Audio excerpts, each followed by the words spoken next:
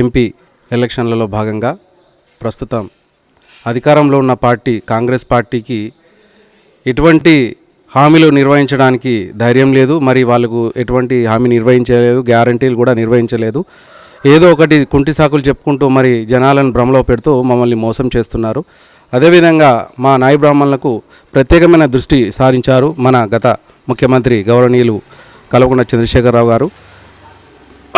250 యూనిట్లు కావచ్చు, మరి మాకు రెక్కాడితే కానీ డొక్కాడే పరిస్థితి మాది. పొద్దున్న లేస్తే పని చేసుకుంటేనే మా బతుకు తెరువు.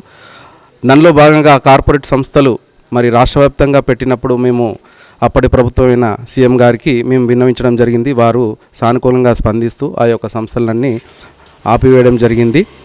ఇప్పటి ప్రభుత్వం మరి పట్టించుకున్న పాపాన పోలేదు. అనేక సెలూన్లు, కార్పొరేట్ సెలూన్లు, ఇతర వారు మతస్థుల వారు అందరూ వచ్చి మా పొట్టపై కొడుతున్నారు. దీనిపై విషయంపై ఎటువంటి స్పందన లేదు. అదేవిధంగా అందరినీ కలిపేస్తూ అంటుండు. మరి మా నాయి బ్రహ్మల్లో ఉన్న బీసీఏలో ఉన్నదే మేము అట్టడుగు వర్గాలకు చెందిన వారము.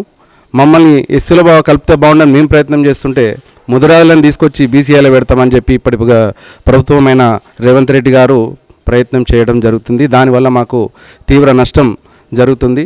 దీన్ని వెంటనే వారు ఆపాలని మేము డిమాండ్ చేస్తున్నాము. అదేవిధంగా మాకు ప్రత్యేకమైన దృష్టి సాధించారు కేసీఆర్ గారు. వారు అప్పుడు రవాణా మంత్రిగా ఉన్నప్పుడు మమ్మల్ని గుర్తించి భారత్ నగర్లో భిక్షపతి గారికి కౌన్సిలర్ టికెట్ కూడా ఇవ్వడం జరిగింది. వారంటే మాకు ఎన్నలేని అభిమానం. వారు ఎన్ని వేళలా మేము ఎటువంటి ఎలక్షన్లు వచ్చినా వారికి తప్పించి, కారుకు తప్పించి ఇంకొకటి మేము మద్దతు తెలుపము అని మా నాయి బ్రాహ్మణుల సిద్దిపేట తరఫున, 7వ వార్డు తరఫున, అందరి తరఫున మేము తెలియజేస్తున్నాం.